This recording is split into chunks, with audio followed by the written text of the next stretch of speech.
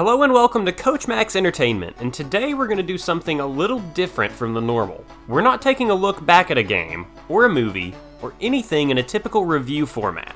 There's this thing going around YouTube where people are doing Pokemon challenges with absurd restrictions on things.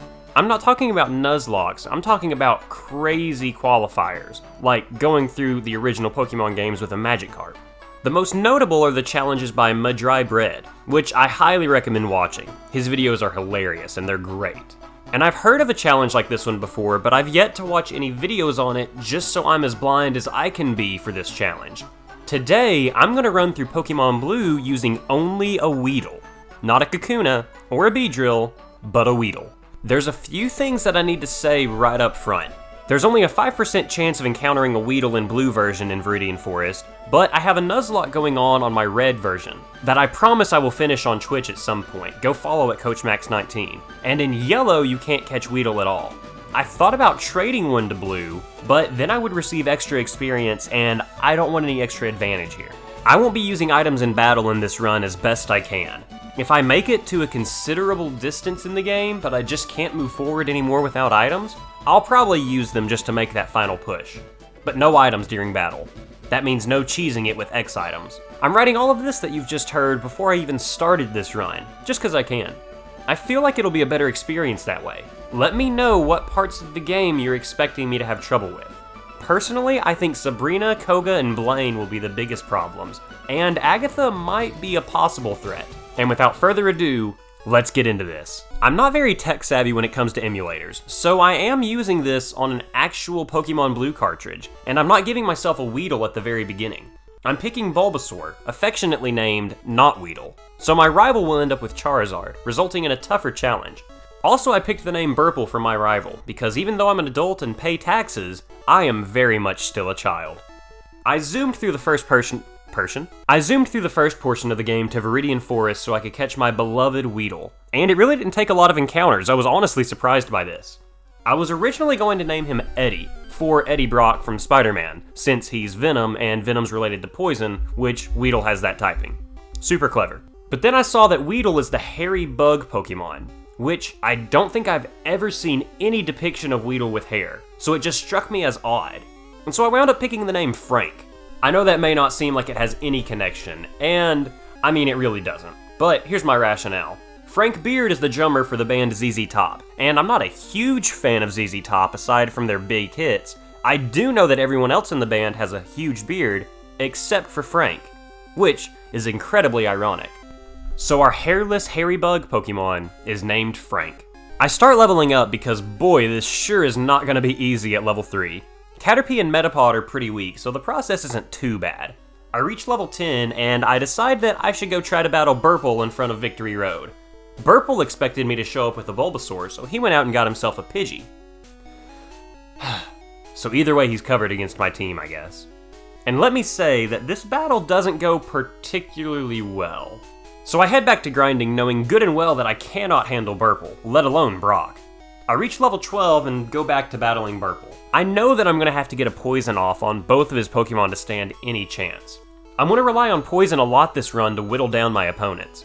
Poison Sting leaves Pidgey poisoned and he opts for Sand Attack. This is good and bad. Good because I don't take any damage from it, but bad obviously because my accuracy drops significantly. Pidgey eventually faints and I have a good bit of health left.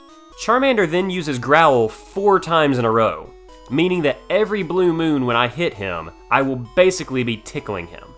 Luckily, I get him poisoned, but it's just not enough. After a long, intense battle, I faint.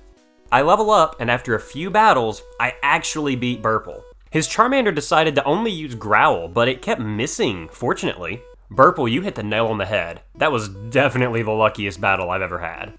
I head on to Pewter City and get my tiny little bug squashed by Diglett. Poison is not very effective against ground types, so it's going to take a lot more grinding to get through this. And so I grind and grind up a few more levels and finally take down Diglett and Sandshrew. This battle was basically over if Diglett hit more than one Sand Attack on me, so once I had a good run through the Diglett, Sandshrew wasn't really too big of a deal. Its defense is way higher than I expected it to be. I got lucky with some poisons and struggled my way through. Poison Sting has only 15 base power in Gen 1, where Struggle has 50, so I'm going to be literally struggling through most of this game.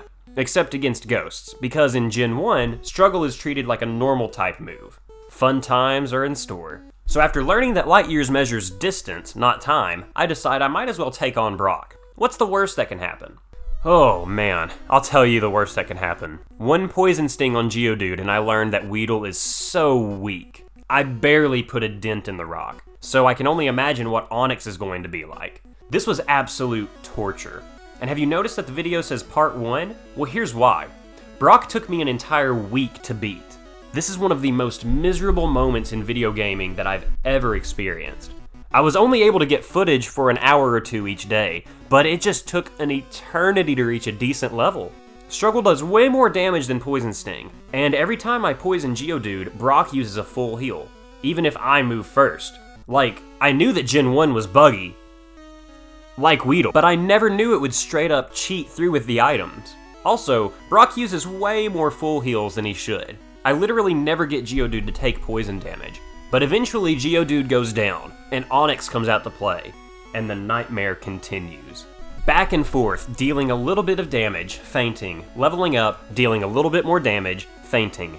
If I didn't take damage from Struggle, this wouldn't be near as torturous, but that's just part of the game. And eventually, I struggle my way through with less than 5 HP, take down the monolith, and then I faint from recoil damage, which treats this like a loss. So I beat Onix, but I technically didn't.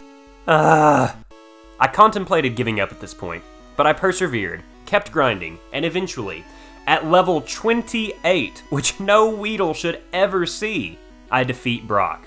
I was so ecstatic, but just miserable at the same time. I now know that Giovanni and Bruno will be a big pain to deal with. As long as anything I fight doesn't have high defense, it won't be impossible. And so, I'm cutting this challenge video right here. It's been way too long since I last uploaded, and I really felt like I had enough going on with just getting this first gem badge for a good video. I highly don't recommend doing this challenge. It's awful. But honestly, it really is a tiny bit fun. And I'm excited to see how the rest of the challenge goes. Make sure you subscribe to the channel and follow on Twitter and Twitch. My last video was a ranking of the top 10 Pokemon Stadium minigames, and the one before that was my favorite and least favorite CTR tracks. Thought I wouldn't be able to mention it in this video, didn't ya? Until next time, see you later.